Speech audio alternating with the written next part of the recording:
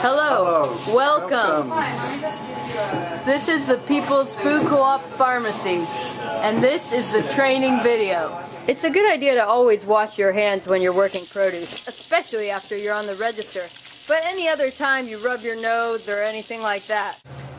So one of the main jobs we do in the morning is our carrot tower, and to prepare the carrot tower we just top very closely the clip top carrots, nice and close to the top, and that is it, and then they get stacked on our carrot tower. So lettuce and greens, you can use a short tie or a long tie. With lettuces I like to use a long tie.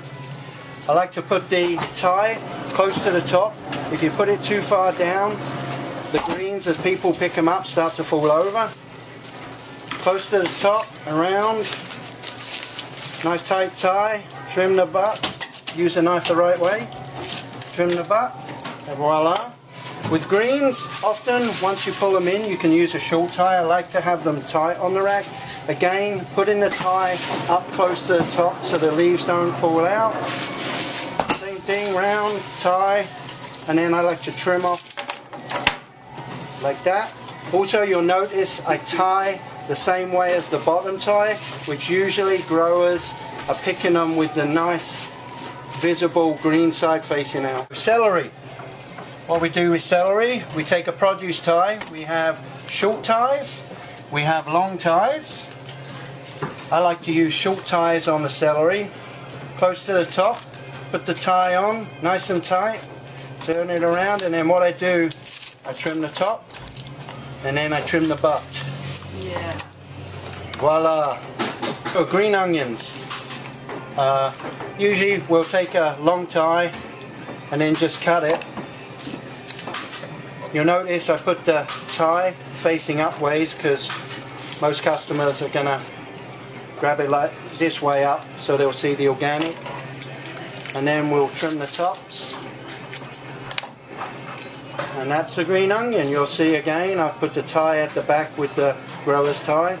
So with cabbages we like to have halves on the rack available for people that don't want to buy a whole one. So I just take a cabbage, half it. I like to put a produce tie because a lot of times the cabbage will start unwrapping. Tie it. Sometimes you can put the tie around this way. Either way is fine, either that way or that way, and then it goes on the rack. You want to tell us about corn? Corn. So a lot of corn has the corn earworm. When corn comes in, we'll spend some time checking the ears to see if there's a corn worm.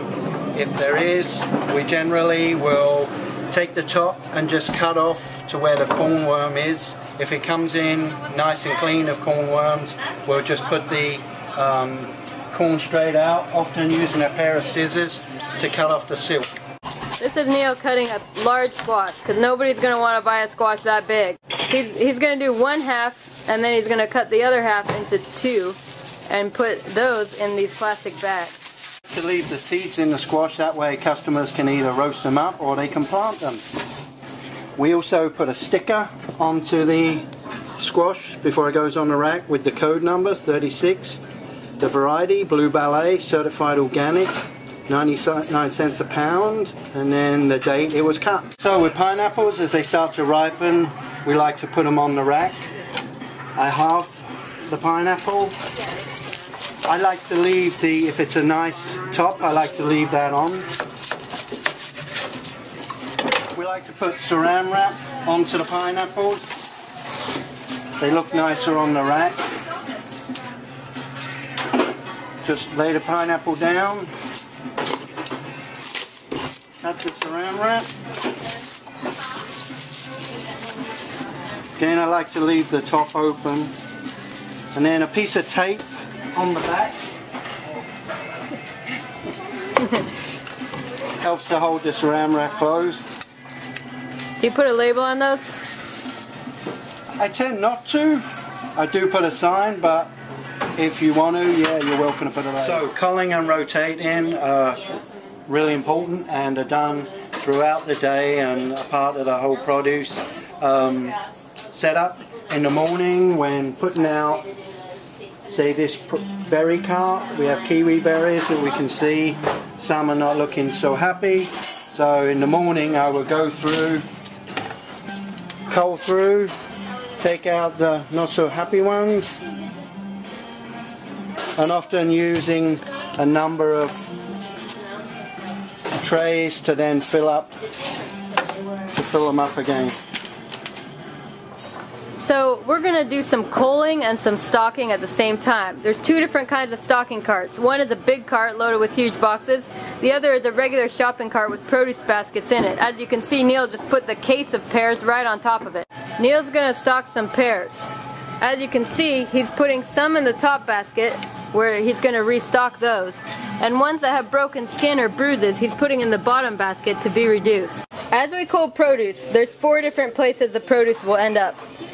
This pear doesn't look too bad. It has a couple little, bruises on it. We'll probably either half off that, which means putting it in a bag with some other pears, the same quality, with a half off sticker and putting it on top of the product, or we could sample it. This pear has some broken skin and some more serious bruises. We would either reduce that or just reduce it. And this has mold on it, so we're not going to put it on the reduced shelf. But it looks like it might have some good avocado in there, so we'd put it in Food Not Bombs. And I'll show you where Food Not Bombs and reduced is in a minute. This Jerusalem artichoke has some mold and it looks pretty nasty. I don't think anyone's going to want it, so we're going to throw it in compost. This is the reduced shelf. It's right next to the rack. We use the black non-organic baskets for the reduced shelf. We have 2 composts. We have the produce compost, which is all produce, and then we have the city compost, which things like bread, not wax paper, not the best in it, but you can put some paper, and they will go out in 2 different areas out in our driveway. This one's the city compost. And that's the farm compost. You gotta wash your hands after you dump compost. Neil's gonna stock these pears. There's 2 things about stocking. One is culling and one is rotating. Rotating is when you take off all the olds, put them in a basket, and then you put the new ones on, sticker them, and put them underneath, and then he's going to put the old ones back on top. All the while he's going to be culling and looking for bruised produce. So Virginia's going onto the floor to check out anything that needs stocking. Noticing the navels, which are on sale, so she's going to prioritize those. Gala apples, which are low. Checking through the bins, looks like sweet onions, which are also on sale, need stocking. I cannot take any more calls for a little while. And then we're headed into backstock. Alright, we've got to look for some navels. Are the navels over here? Let's see. Onions, squash, walnuts. I don't see any navels. Got tomatoes. Let's look over here. Are they here? Bananas, onions, squash. No, they must be in here. In the walk-in. Oh, I was gonna go in there. No, this is where all our non-organic stuff lives. Underneath the shelf, and on this side of this big piece of wood. Let's see, we got potatoes live up here normally. Greens are down here. We got peppers, beans, carrots, mushrooms are always up here. Salad is up here with spinach. Over here we got root vegetables and apples, grapes, plums and stuff normally. And where are the navels? I see them! There they are! So when shipment comes in from one of our distributors, the first thing we do is take a piece of tape. So we check for quality when it comes in, make sure there's not any breaking down. Those look good. Those came in from organically grown companies, so we put a piece of tape, the date they came in, which is 1/24. They came from OGC. They are certified organic, and they are Fuerte. And try and use your best writing, unlike me. Fuerte avocados. And when you're stocking, you want to check dates of when stuff came in, you'll see there's cases of Fuertes here that came in on 122, so those would usually be going out first. Hopefully they're going to be a little riper than the ones that came in. Sometimes when you're stocking, you may find that there's some product that's not so good, and either me or Johanna may want to send it back. So if you just leave us a note on the produce clipboard letting us know how much, in this case a half case of avocados is going to go back, so we will ring in that credit and get a credit from OGC. Following Neil here with some bananas to stock.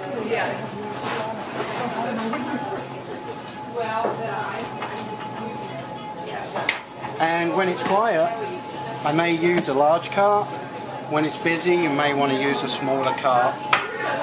Because the carts take up the whole aisle. Alright, bananas. So with bananas, I try and keep some greener ones around the top. The reason I do that is because the riper ones have a tendency to fall. You can kind of see today there's some green tips, and then over here we've got a few that are a little yellower. When stocking bananas, try and take off the riper fruit, the yellow fruit, and depending on the color of your new fruit, I will put that to the bottom. So, and then how high can you pile bananas? Pile them up to the sky. What are you going to do with that empty basket, Virginia? Oh, I'm going to fill it up with some more Meyer lemons. We got more Meyer lemons in the back, you know, so I figured I'd just make it look really full until we get something else to put here. Beautiful. Okay. So sometimes you might need to do some dummying, such as these small avocados. So Virginia's going to take them out and then add some beautiful dummying material, which we have. The apple trays are great for that. So once we take everything out, Virginia's adding some apple dummying. And then we'll also pick up the sign and trying to judge how much you need. You can go pretty high with dummying. It's always surprising. The higher the fruit definitely helps sales when they look abundant, even if it's dummied. Carrot tower, which is carrots are one of the #1 sellers, so doing a nice big carrot tower in the morning. It's a lot easier to do in the morning. You can see it's kind of a crescent shape, and usually I don't cover the carrots with as much parsley. I find sales are better when they're not covered. So once you've put your dummying in, this is what it will look like after you've dummied. Sometimes it can be a challenge fitting all the fruit, but it does look nice and abundant. And those white onions look low, but we don't have any more in back. So what I'm going to do is either I will dummy them, but I think we can go into a smaller bushel, a half peck. Are they going to fit? If they don't, there's a hammer in the back. They're going to fit perfectly. Perfect. So when stocking mushrooms, you don't want to stock them too high because the mushrooms have a tendency to fall down. Ginger, you can stock pretty high. It's a good seller for us, so we stock that high. You'll see here we got different gingers, turmeric, and then going into the hot peppers, which are good with the gingers. You'll see we got some nice colour separation, peppers together with a nice colour separation. And then we got some nice green of zucchini, some purple of eggplant, green cucumber. And then down here with the greens, you'll see they're stocked with some different directions and different textures. Lots of the sale items are out. Alternating stacking so they don't fall down, I see. Yeah. So watering the rack is really important. Try and do it in the summer when it's drying out every half an hour. In the winter, an hour. The roots get plenty of water. And then working your way along. Things that don't want to get watered are the spinach, the potatoes, and then the salad mix and the loose spinach down the end. Everything else likes a nice watering. So I'm going to do a taster. So the first thing I'll do is wash my hands. Make sure I get a knife that's been cleaned. And We picked some fruit from the display that wasn't looking quite as wonderful as some of the other, but I'm sure is wonderful flavour. We got some TDE citrus and some blood oranges. So I would wash these.